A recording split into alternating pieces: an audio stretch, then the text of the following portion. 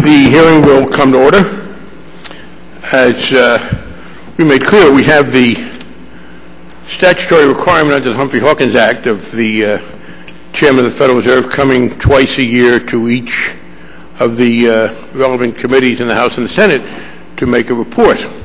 That has previously been considered to be a unique, if not sacred, occasion in which the chairman is invited to pronounce with due deference on the part of the listeners.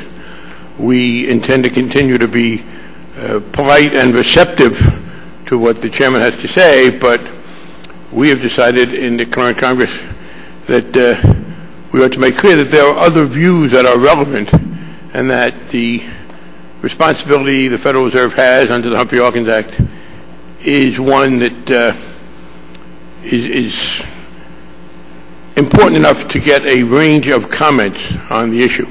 So that is what we are going to be doing today.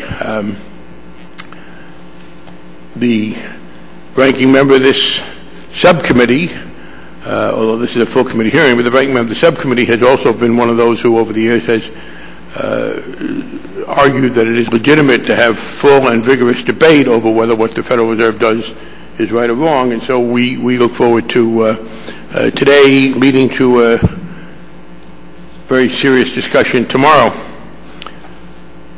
We are seeing a change to some extent in the economics profession that the New York Times talked about. We have three very distinguished economists today, none of whom have ever felt constrained by academic convention. And I think that affects one of the key issues that the Federal Reserve is dealing with.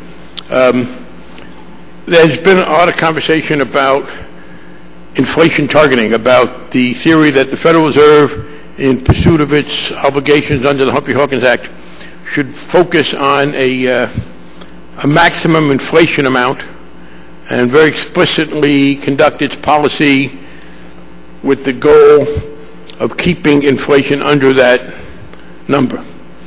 The Federal Reserve, of course, under the Humphrey-Hawkins Act, has a dual mandate to restrain inflation but also to promote full employment.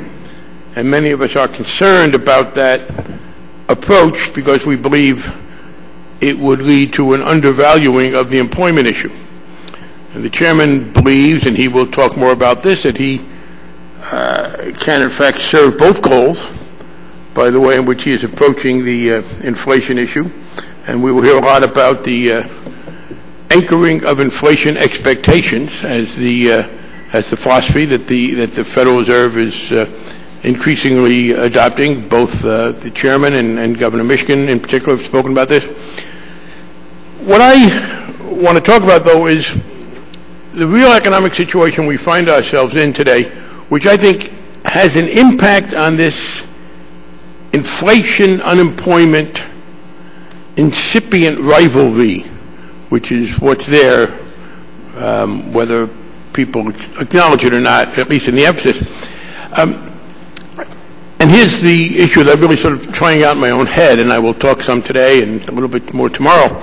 And the issue is this. What we have in the Federal Reserve is the argument that from the standpoint of overall economic progress, it is important implicitly to focus on inflation, and that if you can keep inflation low and keep inflation expectations anchored at a fairly low level, that will allow them to conduct monetary policy in a way that will promote the fullest possible employment in any given set of circumstances. And it's an emphasis that says from the overall economic standpoint, inflation is really the key driver. Some deference is paid to employment, but it does seem to me that the emphasis goes the other way. But we have, I think, a new recognition. We had a hearing on it last week. The New York Times has written about it a couple of times, and it's this. We're at a situation in America today where the distribution of wealth that is generated has become a very significant economic issue.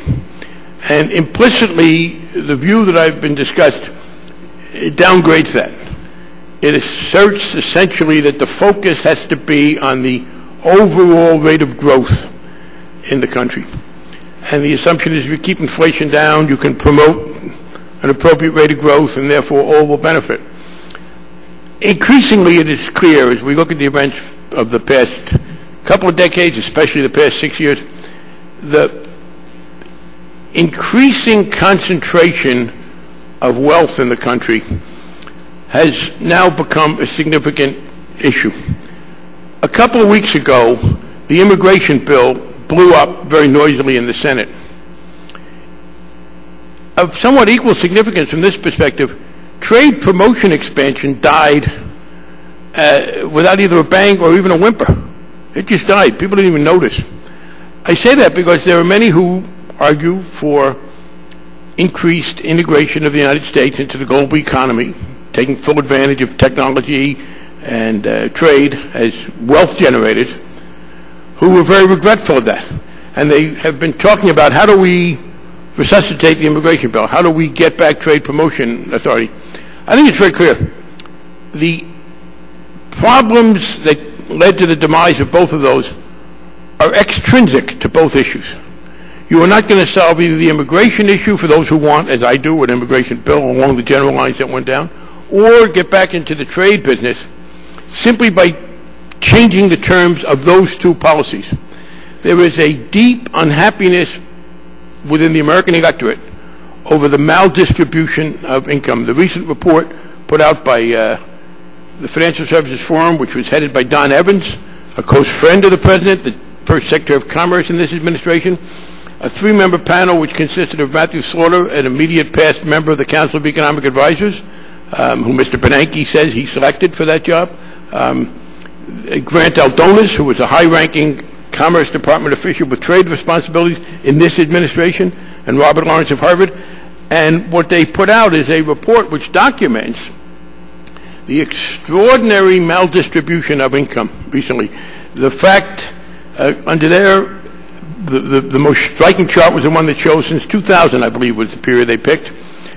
If you look at segments of the economy, real income rose for 3.8% of the economy, of the people, and was either stagnant or eroded for 96.2%. The political effects of that are serious. Professor Friedman has written about inequality and the impact of it, and we are now seeing in very vigorous form. The connection between the two is this. If we do not address this problem of the excessive inequality, obviously inequality is essential to a capitalist system. No one's trying to get rid of it, at least no one rational. But it can reach a point where it becomes clearly politically distorting, and it may also become economically distorting in terms of consumption, in terms of the savings rate. But if we are not able to alleviate the understandable anger that Americans feel at the real maldistribution of income, and the fact that as wealth is increased, they get little of it, then people should understand that we will not be making progress in some of these other areas. It makes no sense to tell people that trade and other economic policies will help promote national wealth if the overwhelming majority of citizens don't think that they benefit when the national wealth increases. And that is why, and that seems to me to become a constraint on the Federal Reserve. That gets to the trade-off of inflation and unemployment to the extent that there is one. It does mean that the social and eventually the economic cost of increased unemployment is even greater than it may have been in people's minds. The anger that will be generated if the Federal Reserve were to decide that because of excessive inflation, it had to slow down the economy with the resulting increase in unemployment and the obvious further retardation of real wage growth, then the economic consequences and political consequences become worse. So I think we are in a somewhat new era in this regard, in which it is no longer sufficient to look at the overall economic performance. Distribution questions have become prime questions for the future of the economy, and they become more than just distribution questions because they control whether or not the economy can, in fact, continue to grow in ways that people would find satisfactory. I recognize the gentleman from Texas.